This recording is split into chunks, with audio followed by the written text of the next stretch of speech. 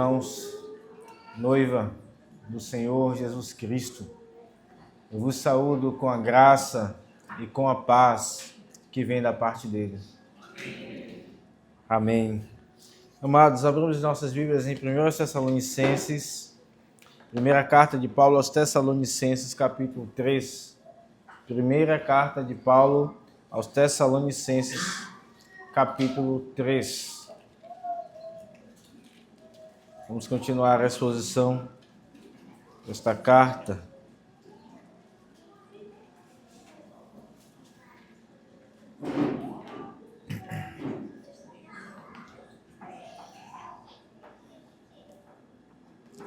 Eu lerei todo o capítulo de número 3, mas nesta ocasião vamos pregar a partir do verso 6 até ao final.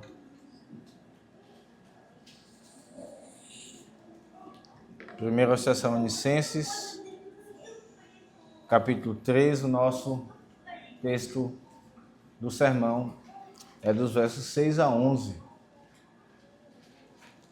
1 Tessalonicenses 3, 6 a 11 é o texto do nosso sermão.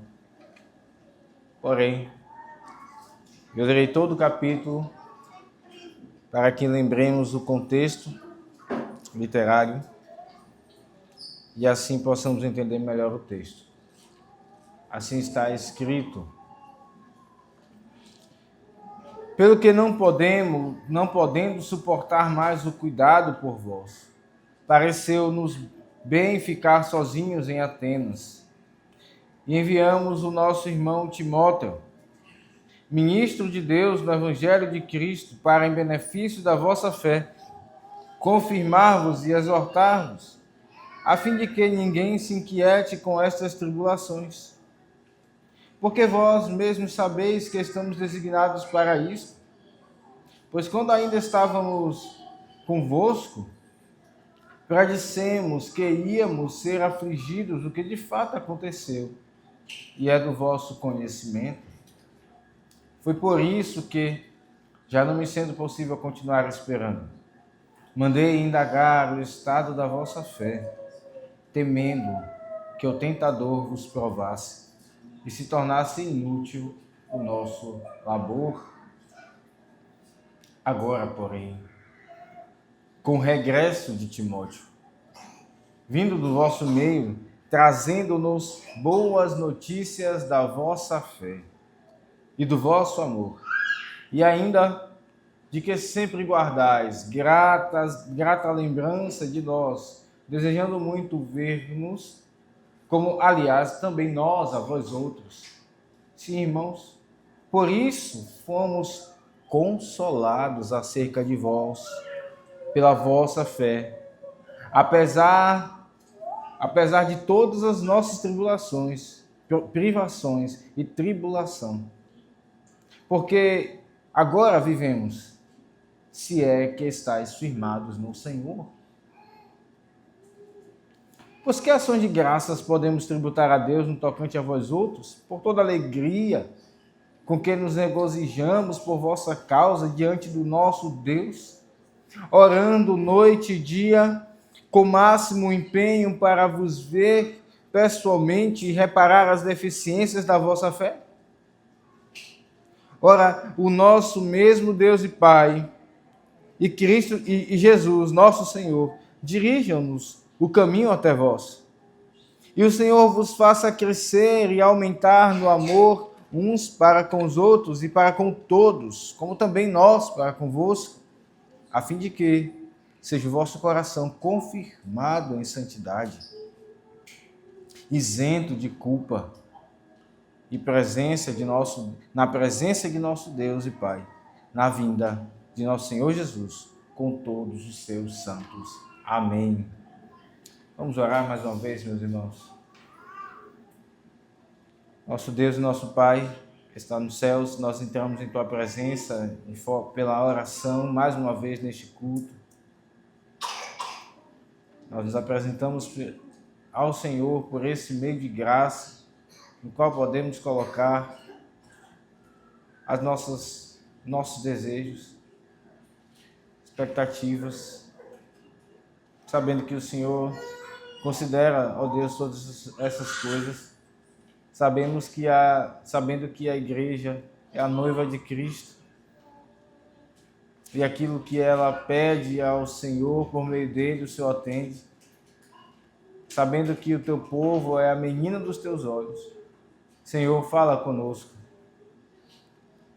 Que o Senhor nos encha dessas afeições que aqui vemos, ó Pai, expressas pelo apóstolo Paulo, expressa também do coração dos que estavam com ele, expressa pelo coração também dos irmãos em Tessalônica. E assim, ó Deus, tu nos enchas dessas afeições santas que fluem de um coração que entende o mandamento, o resumo do mandamento, que é amar no temor do Senhor. Ó Deus, transforma-nos. Nós te suplicamos, não nos deixe, Senhor, sem o alimento que enche a alma, que transforma o pensamento, as afeições e as obras. Em nome de Jesus, assim oramos, ó Deus. Amém. Meus irmãos, nós vimos na última ocasião, expondo esta carta, como Paulo, ele aqui abre o seu coração ainda mais para aqueles irmãos de Tessalônica, falando de como eles teve que lidar com a distância geográfica. Ele queria estar com os irmãos de Tessalônica, mas não podia, providência do Senhor, planos do Senhor, que não eram os planos dele. Então Paulo disse, eu não pude suportar mais isso. Ele lidou com esse desejo de estar com eles, achando talvez que era zelo demais, achando talvez que era ele querendo governar a história, estar em todos os lugares, quando não era possível. Deus não queria que ele estivesse lá naquele momento. E então, por um tempo, ele suportou, ele aguentou este zelo, achando que tinha que ficar assim, sem fazer coisa alguma, sem tomar alguma medida. Porém, ele diz agora no capítulo 3, pelo que não podendo suportar mais o cuidado por vós. Pareceu-nos bem ser deixado só, ser abandonado, por assim dizer, em Atenas. E assim enviamos Timóteo, ministro de Deus, cooperador de Deus, no Evangelho de Cristo, para em benefício da vossa fé, confirmar-vos, exortar-vos, a fim de que ninguém se inquiete com estas tribulações. Tribulações essas que a igreja ali passava, porque Paulo havia fundado aquela igreja, e logo, quando houve ali uma resposta positiva para receber a palavra, ele teve de fugir com Silvano e Timóteo. E então, de lá para cá, Paulo ele vai enviando esses cooperadores, Timóteo, para cuidado desses irmãos, como ele mesmo disse aqui, para que o labor deles não fosse perdido, como diz aqui no final do verso 5. Paulo, então, quando ele escreve esta carta, Timóteo já havia ido. Estava em Tessalônica e agora ele escreve a partir do verso 6 acerca do que acontece quando Timóteo chega com as notícias de como estava essa novata igreja desde que ouviu o Evangelho e abraçou a fé. Timóteo então chega com essas notícias, irmãos, e por isso o tema do nosso sermão de hoje é o seguinte: notícias que produzem alegria. Notícias que produzem alegria. E vemos aqui o seguinte ensino principal: as notícias de uma fé saudável dos irmãos devem levar-nos a ações de graças a Deus e ao desejo pela santificação deles. As notícias de uma fé saudável dos irmãos devem levar-nos a ações de graças a Deus e ao desejo pela santificação deles. Paulo recebe notícias da saúde da fé daqueles irmãos. Essa parte gira em torno disso, da fé saudável deles. E isso leva a duas atitudes, duas ações. A primeira delas é ações de graças a Deus. E a segunda, um desejo pela santificação desses irmãos. Teremos então, irmãos, em 2 pontos esse sermão. Em primeiro lugar, as notícias de uma fé saudável e as ações de graças. Em segundo lugar, as notícias de uma fé saudável e o desejo pela santificação dos irmãos. Primeiro ponto, as notícias de uma fé saudável e as ações de graças. Segundo ponto, as notícias de uma fé saudável e o desejo pela santificação dos irmãos. Bote seus olhos então aqui para o verso de número 6. Veja o que está escrito.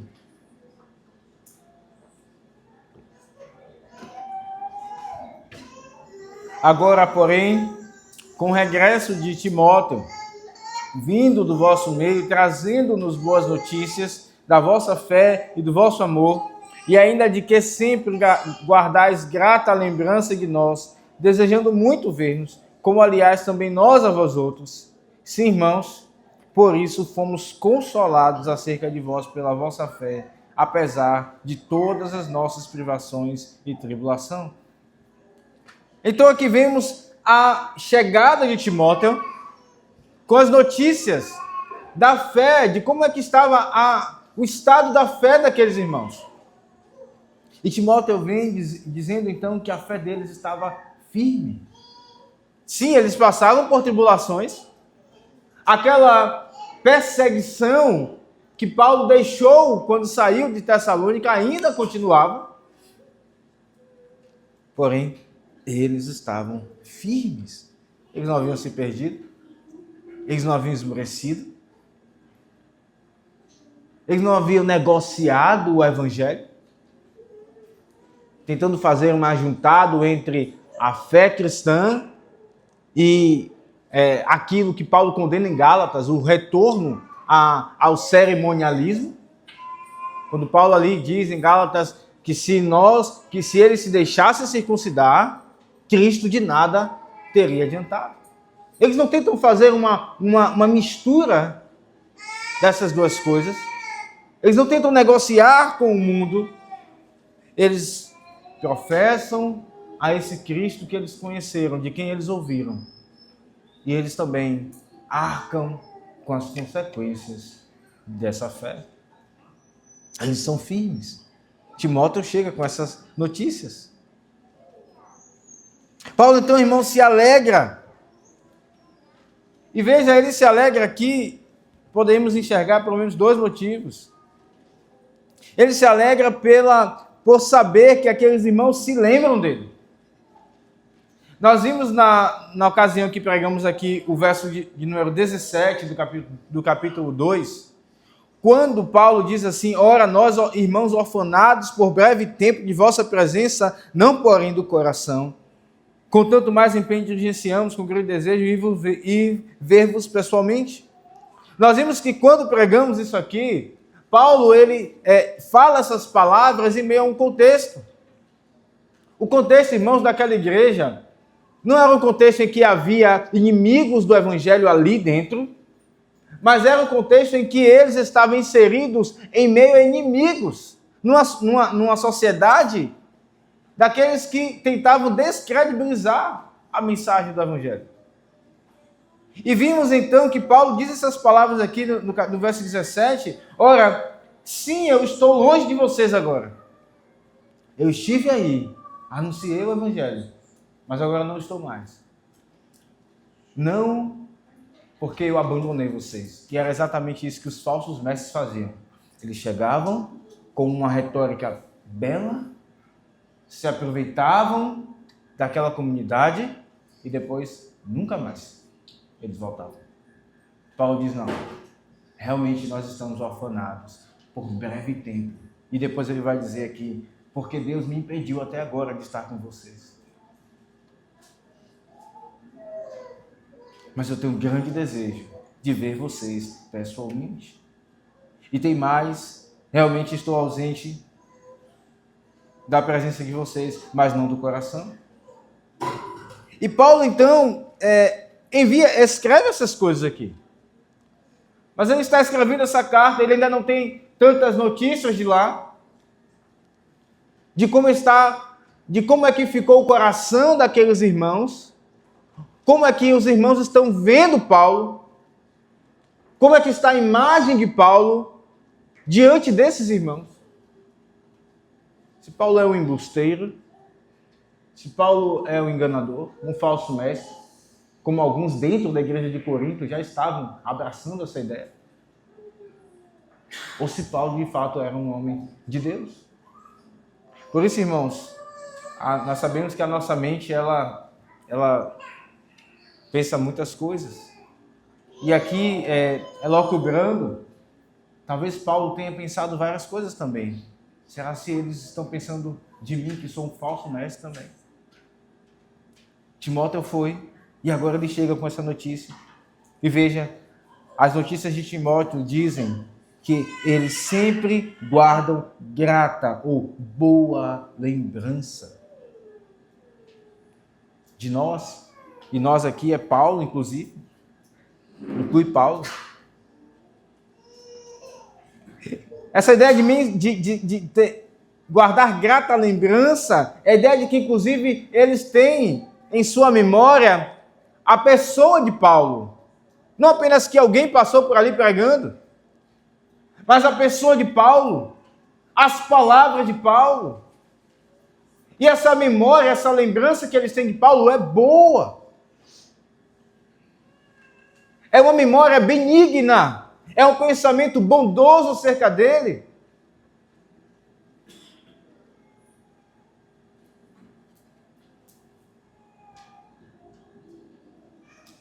Ele não foi confundido com um falso mestre.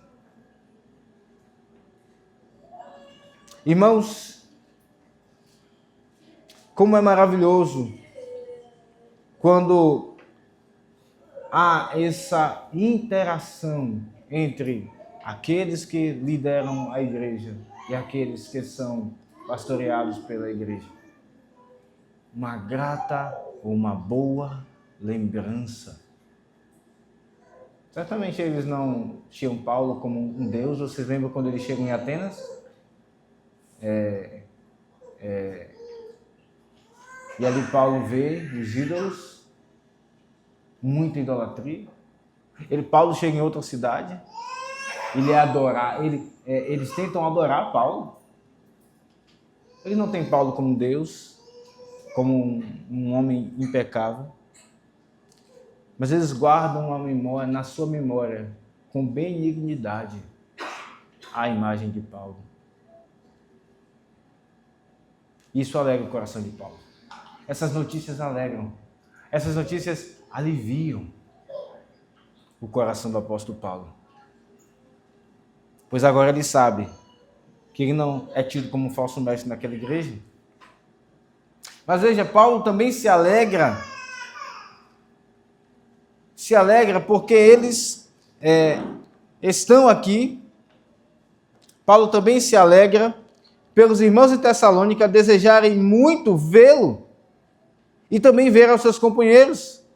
E geralmente nas cartas paulinas é Paulo quem expressa esse desejo. Eu desejo muito estar com vocês, eu desejo ver, eu faço planos. Mas agora veja no verso de número, ainda aqui no verso número 6, né? E ainda de que sempre guardar as gratas lembranças de nós, desejando muito ver-nos. Timóteo chega com as notícias dizendo, olha, eles pensam bem de vocês, eles lembram de vocês, e eles pensam bem. E tem mais, eles querem ver pessoalmente vocês. A ti, Paulo. E isso alegra também o coração de Paulo. Agora, ele ouve que esse desejo também está no coração daqueles irmãos, não só do coração dele, como ele já havia escrito aqui, no verso 17, desejando, diligenciamos com grande desejo ver pessoalmente, mas esses irmãos também querem. E ele diz aqui no final do verso 6, também nós a vós outros. Então veja, irmãos, que notícias são essas que alegram o apóstolo Paulo? São notícias de uma grata lembrança, são notícias de um desejo de estar com Paulo, e são notícias da saúde, da fé e do amor daqueles irmãos. Veja, ainda verso 6. Timóteo, vindo do vosso meio, trazendo-nos boas notícias da vossa fé e do vosso amor. Paulo não menciona apenas a fé, Paulo menciona os dois, amor e fé, fé e amor. Porque um não existe sem o outro. Nem o amor existe sem a fé. Nem há um amor, e aqui amor é no sentido mais prático do termo mesmo, em demonstrar amor. É disso que Timóteo está falando, né, quando ele traz notícias para Paulo. Nem o amor prático existe sem uma fé genuína, e nem uma fé genuína existe sem um amor prático. As duas coisas são mencionadas aqui, a fé e o amor. Como Paulo diz em Gálatas 5:6, a fé que opera pelo amor. A fé que opera pelo amor. É uma fé que pode ser vista por atos de amor. E Timóteo diz, isso acontece no meio deles. A fé e o amor está ali no meio deles. A fé expressa numa devoção a Deus, e o amor expresso entre eles, como Paulo depois vai falar aqui nos versos seguintes. O amor entre eles, a fé para com Deus e o amor uns para com os outros. É disso que Timóteo está falando quando ele traz essas notícias para Paulo. As duas coisas não existem isoladamente, irmãos. Tiago fala sobre isso lá no capítulo 2 da sua carta. Abra a sua Bíblia lá.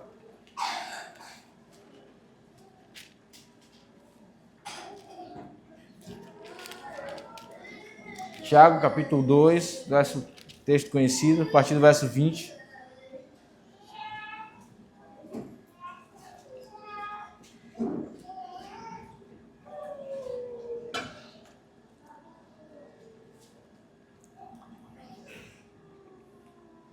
Quereis, pois, ficar certo ao homem insensato, de que a fé sem as obras é inoperante? Não foi por obras que Abraão, nosso pai, foi justificado, quando ofereceu sobre o altar o próprio filho, Isaque? Vês como a fé operava juntamente com suas obras. Com efeito, foi pelas obras que a fé se consumou. Veja, irmãos, aqui nós vemos que Tiago faz uma afirmação, inclusive aqui, forte. E esse foi um dos motivos pelo qual, inclusive, Lutero, por um tempo, teve dificuldade de reconhecer a canonicidade dessa carta. Nós sabemos da luta que Lutero teve com relação às obras, descobrindo que, então, a fé, a edificação é pela fé. Ele sai de um contexto em que se enfatizava tanto as obras, e agora, então, ele descobre, não, é pela fé. E agora ele lê. E depois ele lê em Tiago. Não foi por obras que Abraão, nosso pai, foi justificado? Isso parece contradizer aquilo que Lutero leu em Romanos. Mas a verdade é que não há contradição alguma. Enquanto Paulo estava em Romanos combatendo uma mentalidade de uma justificação pelos méritos próprios, de comprar a redenção pelas minhas próprias obras, Tiago aqui está combatendo uma outra realidade, um outro extremo. Uma mentalidade de que eu posso crer e descansar na mesma vida sem mudanças, sem santificação, sem fruto dessa fé. E é por isso que aqui Tiago afirma, não foi por obras que Abraão, o nosso pai, quando ele diz nosso pai, ele está falando inclusive dos judeus, né, que diziam nós somos filhos de Abraão. foi justificado quando ofereceu sobre o altar o próprio filho Isaque. E de fato, nós sabemos a história lá em Gênesis 22. Deus manda Abraão sacrificar o seu único filho, e não era apenas o único, era o filho da promessa. E então, quando Abraão estava com o cutelo para matar o seu filho, para imolar o seu filho, o anjo disse: não faça. Agora eu sei. Agora eu sei. Ora, mas Deus não sondava o coração de Abraão? Ele não sabia que já existia a fé lá? Certo que sim. Mas, irmãos, há uma distância entre crer e amar. Entre crer em seu coração e colocar isso em prática, demonstrando amor. Há uma distância que percorremos. E no meio dessa estrada entre o crer e o amar, nós encontramos várias coisas que nos distraem. Não é essa a sua e a minha experiência? No meio dessa, quando partimos da fé para o amor, as riquezas nos distraem. E quando eu digo riquezas, não são coisas meramente valiosas financeiramente, mas são coisas às quais nós atribuímos valor e colocamos elas acima do amor ao próximo. E aí, então, experimentamos aquilo que Paulo diz em Romanos 7. O bem que eu quero é o que eu não faço. O mal que eu não quero, esse faço. Eu sei que eu devo agir assim. Eu creio na palavra. Mas no meio do caminho, para praticar e demonstrar o amor, não é assim que eu faço. As riquezas, a preguiça, o conforto,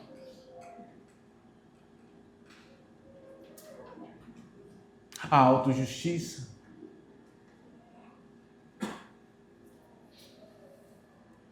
esses são exemplos de distrações que encontramos do ponto A, que é o ponto da fé, de crer em nosso coração, até o ponto B, que é o ponto de colocar isso em prática, de amar, de demonstrar praticamente o amor.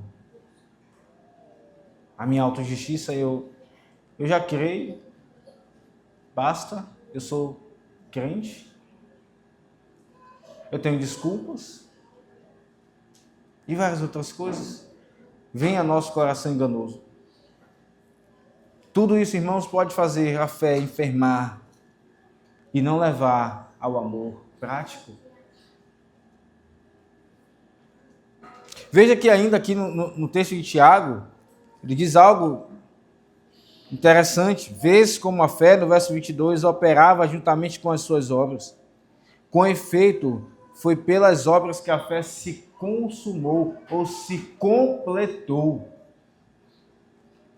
Em certo sentido, a fé é incompleta, é imatura, até que o amor seja visto para com o nosso irmão, para com o nosso próximo. Em certo sentido, podemos conhecer e confiar em nosso coração, entender e entender, mas tudo isso ainda será imaturo, até que de fato amemos. Por isso o texto diz que a fé de Abraão se consumou, ou se maturou, quando ele então ia entregar o seu filho. Mas e como estava a fé e o amor daqueles irmãos de Tessalônica? Os dois estavam bem. Timóteo chega com essa notícia. Isso alegra o coração de Paulo, porque isso mostra para Paulo que eles entenderam, não somente com o intelecto, mas as suas afeições foram movidas, o seu corpo, os seus instrumentos físicos estavam também envolvidos. Então veja o que alegra, qual é parte dessa notícia que alegra o apóstolo Paulo? A grata lembrança. Paulo, eles estão pensando bem de você. E tem mais, eles querem ver você. Eles querem novamente rever. Eles querem novamente ver você. Não apenas isso. Além disso, a fé e o amor daqueles irmãos juntos. Como aqui uma fé consumada, completada no amor. Paulo, então, aqui registra essa chegada de Timóteo, meus irmãos. E ele ainda diz mais no verso 7, sim, irmãos, por isso fomos consolados acerca de vós pela vossa fé, apesar de todas as nossas privações e tribulação. Paulo aqui abre mais o seu coração e diz, irmãos, eu estava com o coração apertado. Enquanto Timóteo não chegava, eu estava com o coração apertado, pequeno, por causa de vocês, pensando em vocês e como vocês estavam. Além disso, meus irmãos, essas tribulações, privações e tribulação que Paulo aqui cita, provavelmente digam respeito ao contexto ali em Corinto. Nós temos dito, é bem provável que Paulo tenha escrito em Corinto esta carta. A região ali da Caia, abaixo da região da Macedônia. E lá em Atos 18, abra sua Bíblia lá, está o contexto ao qual estou me referindo.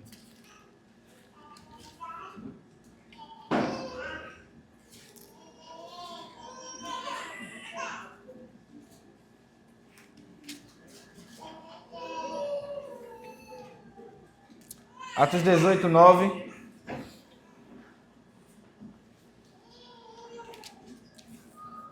Teve Paulo durante a noite uma visão em que o Senhor lhe disse, não temas.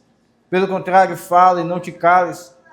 Porquanto eu estou contigo, ninguém ousará fazer-te mal, pois tenho muito povo nesta cidade. E ali permaneceu 1 ano e 6 meses, ensinando entre eles a palavra de Deus. O contexto aqui, meus irmãos, é mais uma vez de perseguição, de oposição, melhor dizendo, como está no verso número 6, opondo-se e blasfemando, sacudiu Paulo as vestes e disse-lhes, sobre a vossa cabeça o vosso sangue, estou limpo dele, desde agora eu vou para os gentios. Paulo pregava e parte deles se opunha a receber essa mensagem. Resistia. E então, Paulo sacode as sandálias dos pés e diz, eu vou para os gentios.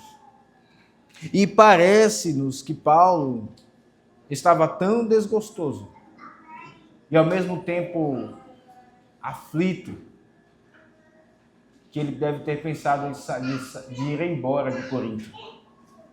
Então Deus vem a ele, durante a noite, em uma visão, e diz, não temas. Fala, não te cales. Eu tenho muito povo nesta cidade. Essa oposição, ela foi tal que o grande apóstolo Paulo, que já estava aqui na sua segunda viagem missionária, já tinha enfrentado apedrejamento, já tinha enfrentado tantas coisas. Talvez estava pensando em sair de Corinto. E não teríamos a igreja em Corinto. Mas Deus aparece a ele e diz, fala, não temas.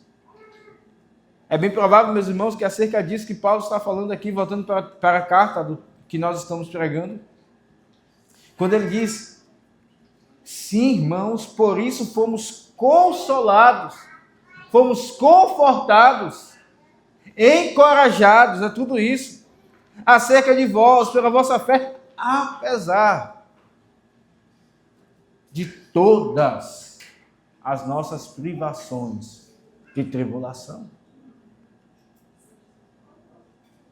O coração de Paulo é grande. É um grande pastor. Ele passava por tribulações profundas. Ele lidava com a oposição na pregação. Judeus ameaçando-os, difamando, entregando às autoridades civis. Mas isso não impedia que Paulo tivesse um espaço em seu coração para se alegrar com a fé e com o amor daqueles irmãos. Meus irmãos, por vezes nós passamos por problemas e em nosso coração e em nossa mente não sobra um espaço para nós nos alegrarmos com os irmãos. O Senhor nos chama a alargar o nosso coração. É verdade que os problemas vêm na vida, inclusive familiares. Quando eu digo familiares, são desafios do casamento, são desafios na criação dos filhos, com um filho, com outro filho, desafio com parentes, com pai, mãe, primo, irmão, desafios no trabalho, que ocupam muito a mente. E todas essas coisas vão enchendo o nosso coração. E por vezes nós não reservamos um espaço para ouvir notícias como essas e nos alegrarmos por aquilo que tem acontecido na vida dos nossos irmãos.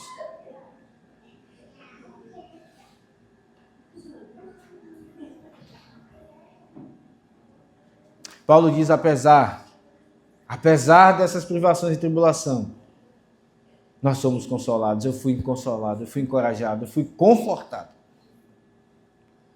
E ele diz algo ainda mais profundo, meus irmãos, no verso número 8.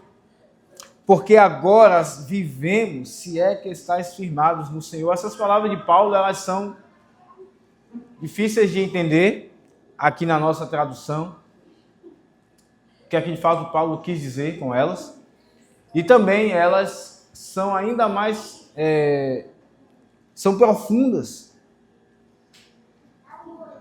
O que Paulo diz aqui, meus irmãos, é como se ele dissesse assim, agora, verso 8, olha aí na sua Bíblia, agora sei que vocês estão firmes. E então, se vocês estão firmes, nós vivemos. E enquanto vocês estiverem firmes, nós viveremos. É como se ele dissesse assim. Agora que eu sei que vocês estão firmes, então eu vivo. Eu me alegro. Vocês lembram de Jacó? Passou anos. José, meu filho, está morto. Quando veio a notícia, Jacó reviveu. É algo semelhante. Paulo diz agora que Timóteo chegou com essa notícia. Agora eu vivo. Agora eu vivo. E tem mais. Enquanto vocês estão firmados, eu viverei. O oposto também é verdade. O outro lado da moeda. Se vocês não estiverem firmes, eu já não vivo. Irmãos, que palavras. Que palavras profundas. Eu não sei se você percebeu isso. Talvez você esteja pensando, mas, ora, a nossa vida não é Cristo? Não foi Paulo mesmo que escreveu isso? O morrer é lucro e o viver? O viver é Cristo. Mas agora ele está dizendo, se vocês estão firmes, eu vivo. Se vocês não estão firmes, eu não vivo. Não tenho vida. Você percebe quão profundas são essas palavras?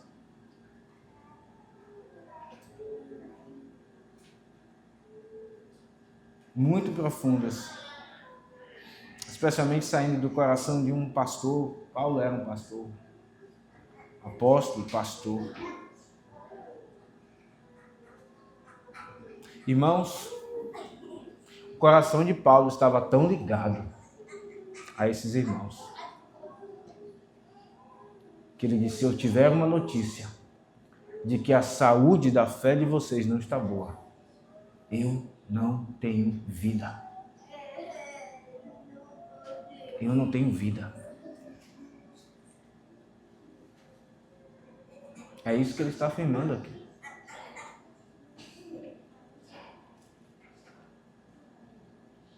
É uma expressão que revela as afeições de Paulo, as comoções de Paulo, o desejo pela saúde espiritual da igreja. o quanto a igreja consumia e ocupava o coração do apóstolo Paulo, a vida dele.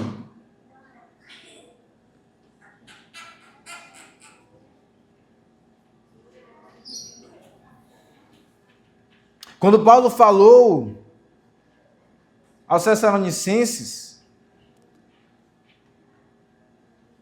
ou melhor, aos Gálatas, sabendo que eles não estavam firmes, Paulo disse lá em Gálatas 4, verso 19, eu estou sentindo dores de parto por vocês. Novamente, dores de parto. Ou seja, eu sei que a saúde da igreja não está bem, vocês estão a ponto de abandonar a fé, como é o estado ali da igreja da Galácia.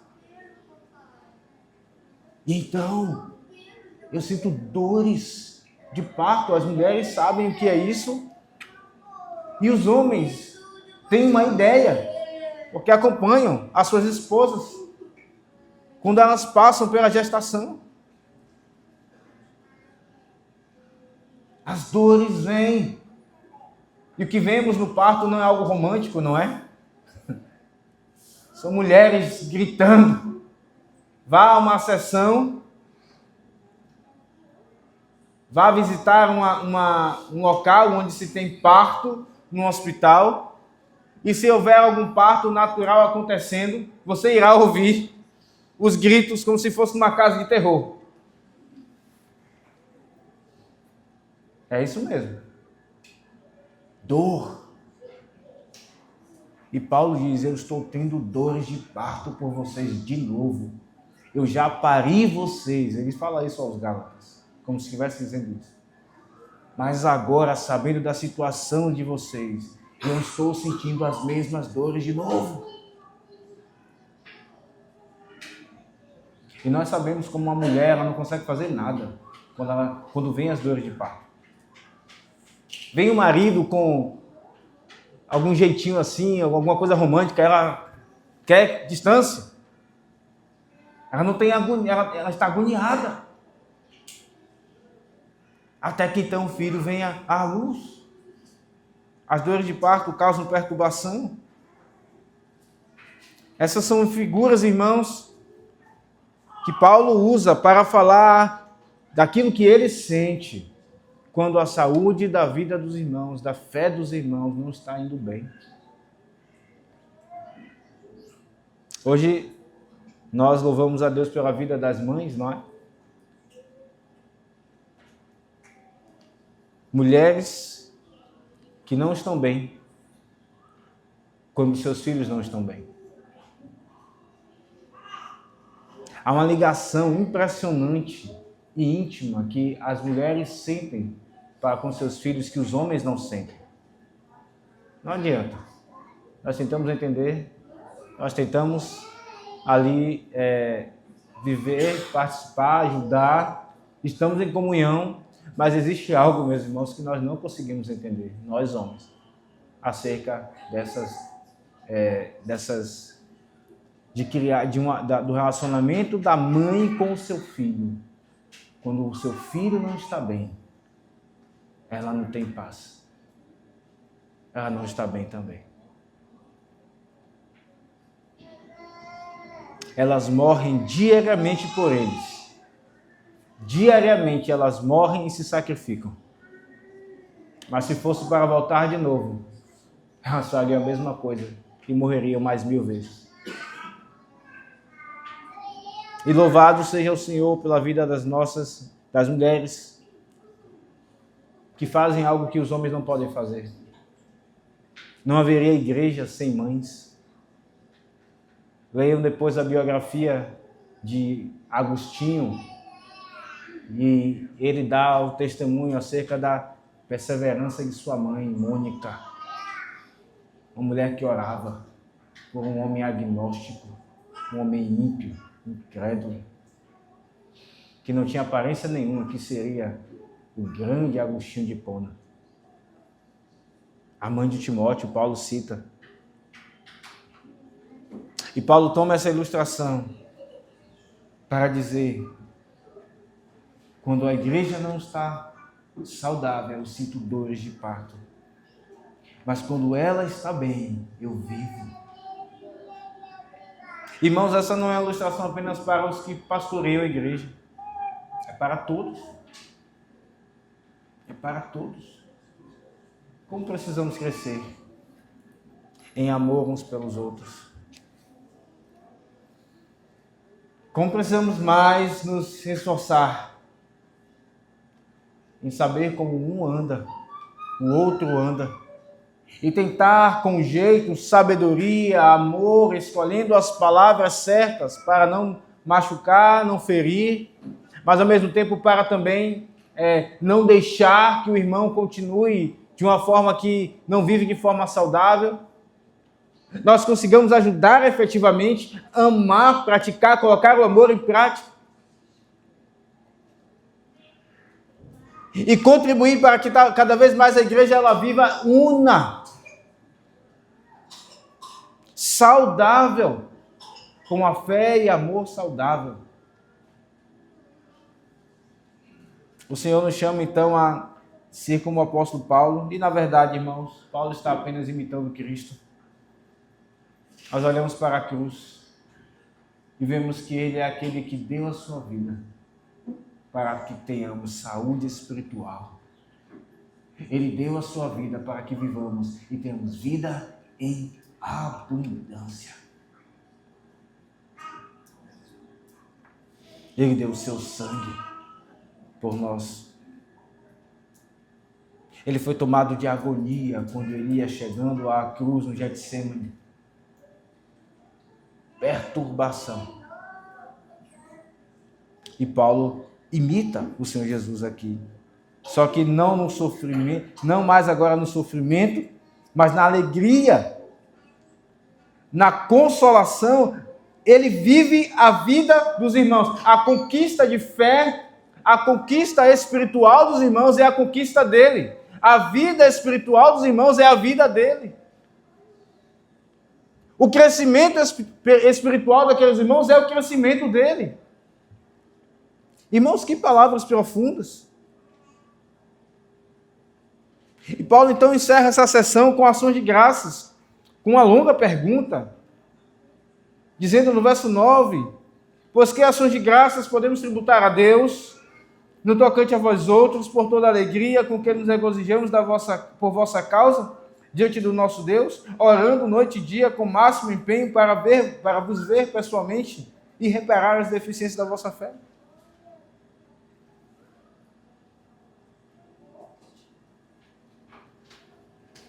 Paulo finaliza então com essa longa oração,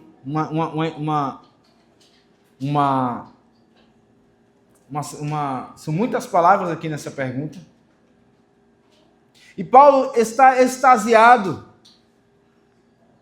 porque a igreja é a glória dele, ele já falou isso. No final do capítulo 2, ele disse isso, no verso 19, pois quem é a nossa esperança, ou alegria, ou coroa, em que exultamos na presença de nosso Senhor Jesus em sua vinda, não sois vós?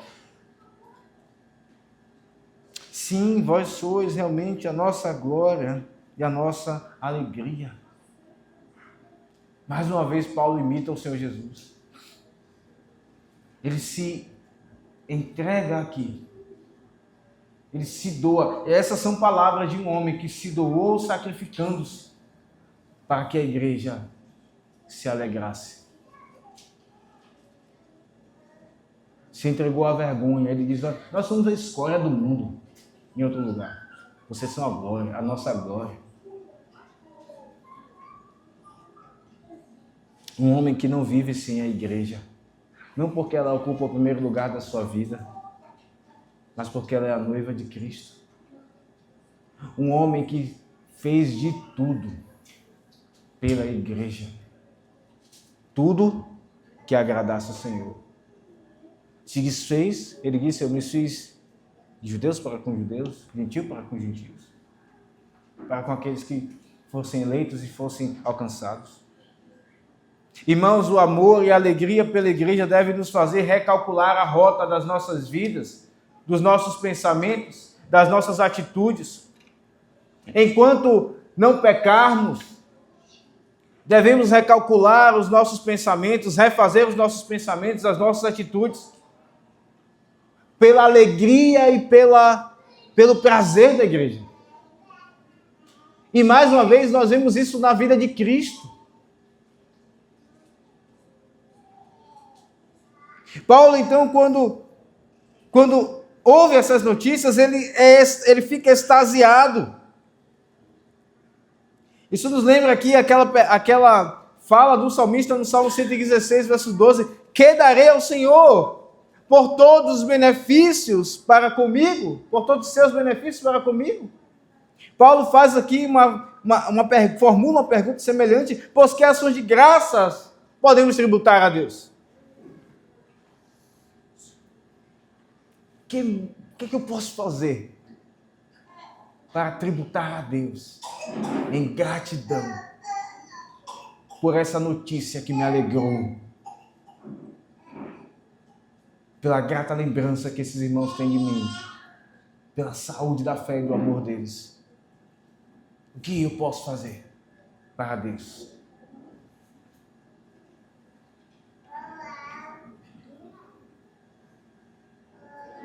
Paulo está extasiado diante dessa notícia. A igreja é a sua glória, ela está bem, ela vive, ele vive. Mas ele, irmãos, é importante pontuarmos, ele não coloca a igreja, ele não confunde a igreja com o Senhor. Ele não coloca a igreja no lugar de Deus.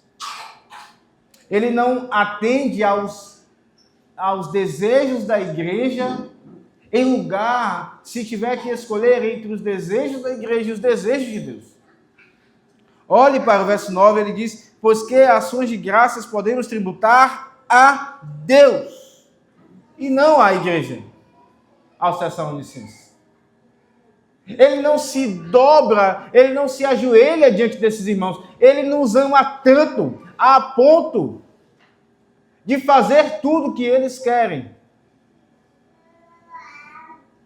atendendo aos seus prazeres, como Arão, que atendeu ao pedido do povo e fez um bezerro de ouro.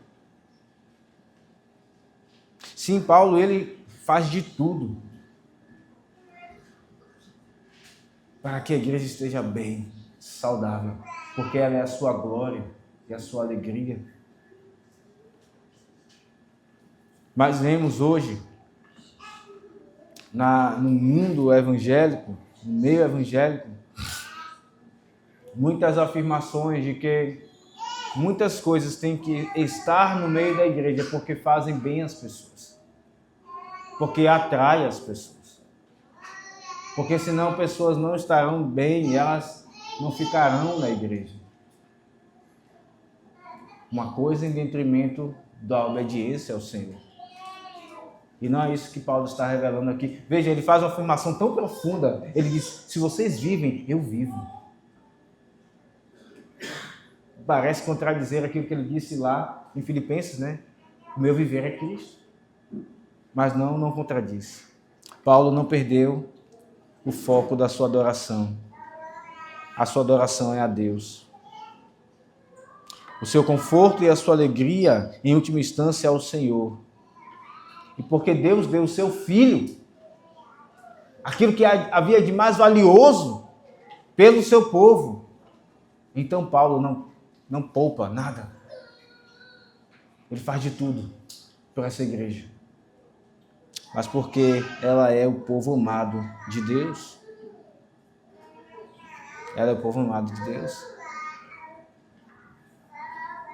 Paulo então extasia-se aqui, irmãos, diante dessa notícia e vira essa notícia levada a Deus em culto pessoal, ações de graças para serem tributadas a Deus, no tocante a eles, por toda a alegria que ele aqui experimenta, se regozijando pela causa desses irmãos diante do nosso Deus. E Paulo aqui, mais uma vez, mostra a união que ele tem com esses irmãos.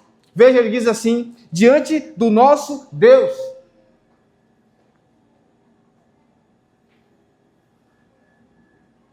Paulo está lembrando que, embora estivesse afastado geograficamente, Ele estava unido.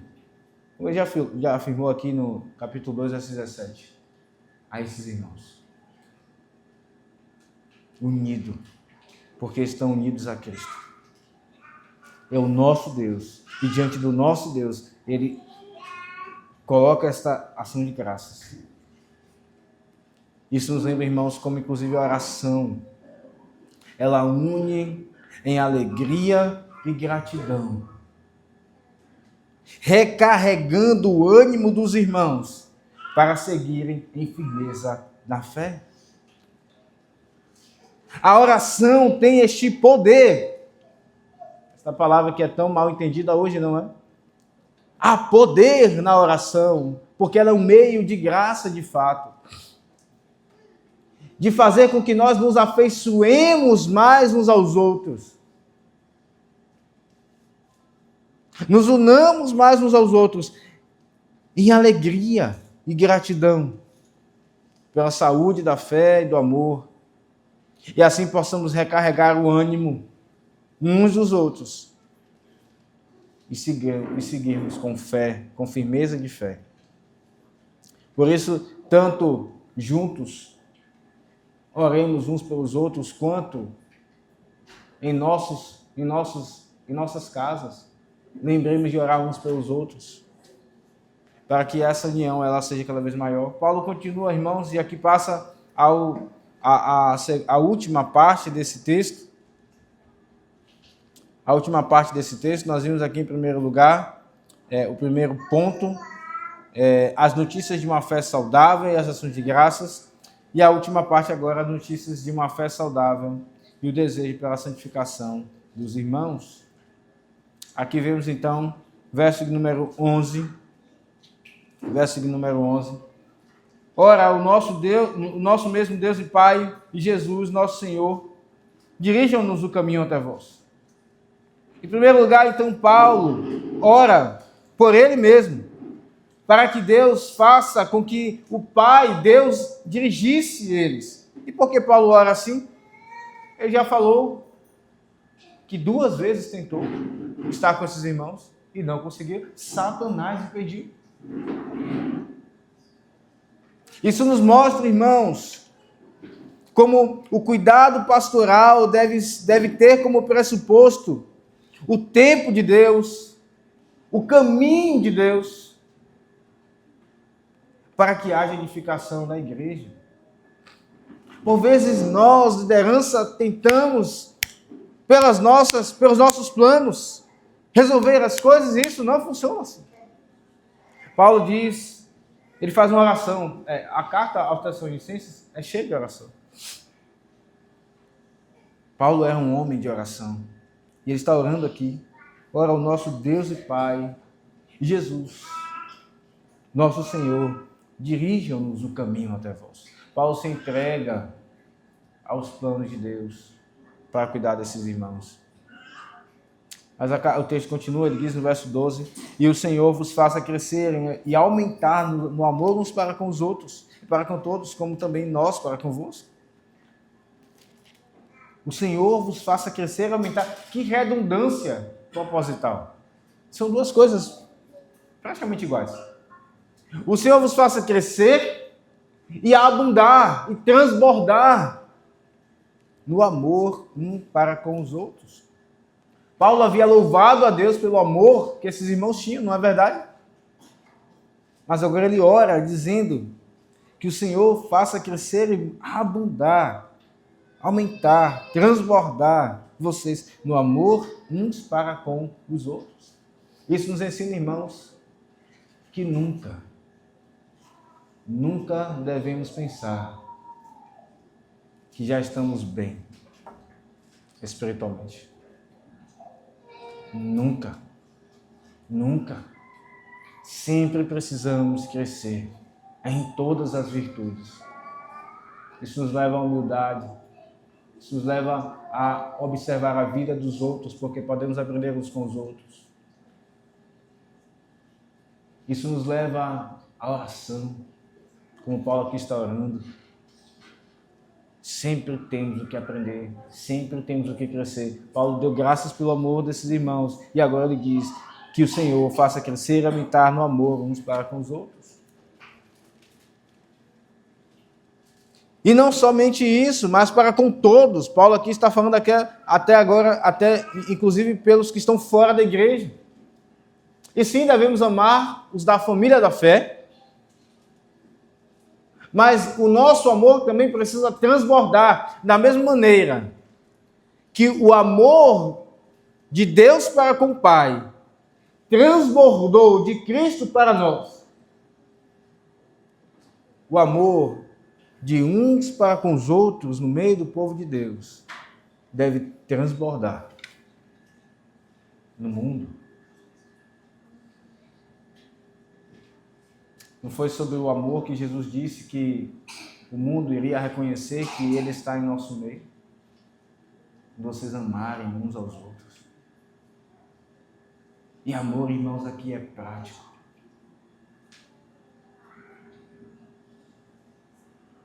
É amor no sentido de ver as necessidades. É amor no sentido de... E isso inclui, irmãos, toda a igreja. Nós somos uma igreja de famílias, igreja de crianças. Isso inclui os mais velhos observarem como os pais e mães estão criando seus filhos e amarem. E darem a eles a palavra em amor, encorajando quando estão agradando a Deus, exortando, encorajando para mudar de rota. Isso é amar. Implica em chorar com os que estão chorando. E fazer o mínimo que seja. Isso irá aliviar o simples sentido de ter alguém do lado chorando. Alivia a dor. Se alegrar com os que se alegram. E muitos outros motivos aqui podemos mencionar de amar uns aos outros. E esse amor, então, deve transbordar para o mundo. O mundo sofre. O mundo não quer a Deus, mas ao mesmo tempo ele sofre pela consequência de não querer a Deus. Eles são seus próprios algozes. E nós devemos amá-los. Paulo está orando por isso. E tudo isso, irmãos, tem uma finalidade, acabamos aqui. Um objetivo. A fim de que seja o vosso coração confirmado em santidade, isento de culpa, na presença de nosso Deus e Pai, na vinda de nosso Senhor Jesus, com todos os seus santos. Paulo deseja que esses irmãos sejam entregues a Jesus santos, sem mácula, sem ruga. E é assim que está escrito, inclusive, em Efésios 5. Efésios 5.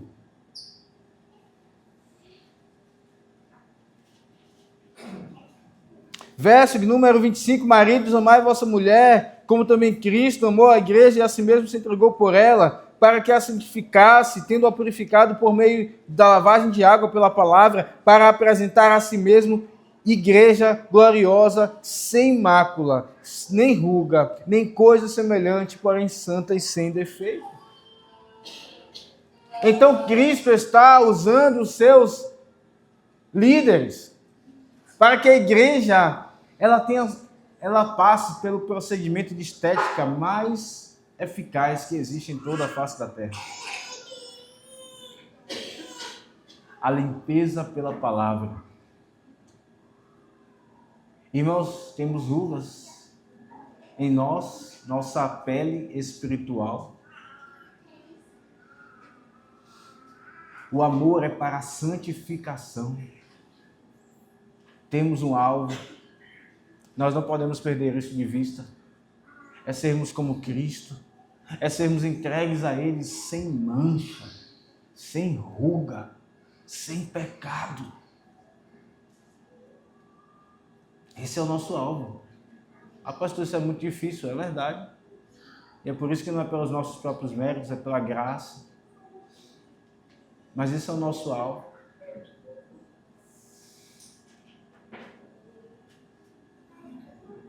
Precisamos disso.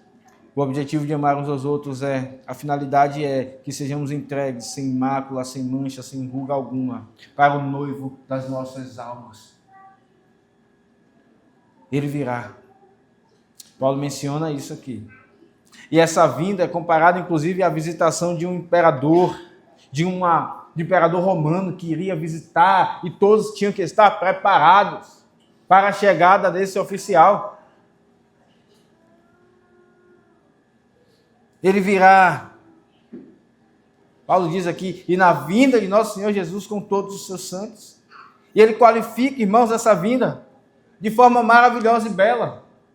Quando Cristo vier, ele virá não sozinho. A trombeta soará.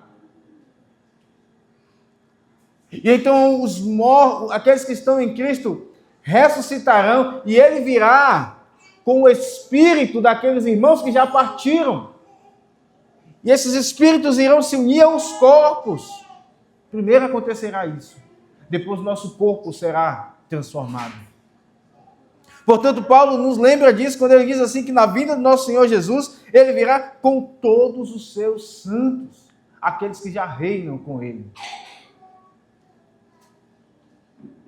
Irmãos, como esse texto ele é encorajador para a santificação. A vida cristã, ela é cheia de frustrações. Como já citei, como Paulo diz em Romanos capítulo 7. A vida cristã é cheia de tribulações. Isso é real. Mas ela não é uma vida em glória. Ela não é uma vida em pessimismo. Paulo se alegra, mesmo em meio às privações. Ele se alegra pelas notícias que recebe. E essas notícias levam ele às ações de graças. Nós vimos isso em primeiro lugar. Essas notícias, em segundo lugar, levam ele a um desejo de santificação da vida desses irmãos. Que esse também seja aquilo que recebemos, que aconteça em nós. Que recebamos essas notícias e temos essas duas posturas para a glória de Deus. Amém. Vamos ficar de pé.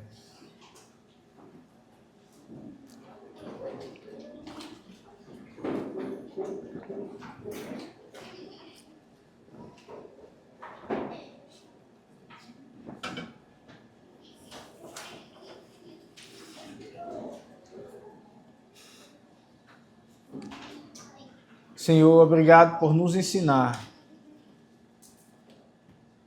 como nos relacionarmos, como ver a igreja, como tratar a igreja, qual a imagem que a igreja deve ter diante de nós. Obrigado, Senhor. E tudo isso só é possível porque Cristo não somente demonstrou entender a mensagem do Evangelho à medida que pregava. Ele pregava com autoridade, está escrito. Mas além disso, ele demonstrava este amor, a fé operando pelo amor. Obrigado, Senhor. Obrigado pela tua palavra. Que o Senhor nos conceda que possamos, ó Deus, também nos alegrar uns com os outros, nos refazer, ó Deus, em serviço uns aos outros, para que cada vez mais Cristo seja visto em nós, as manchas sejam tiradas.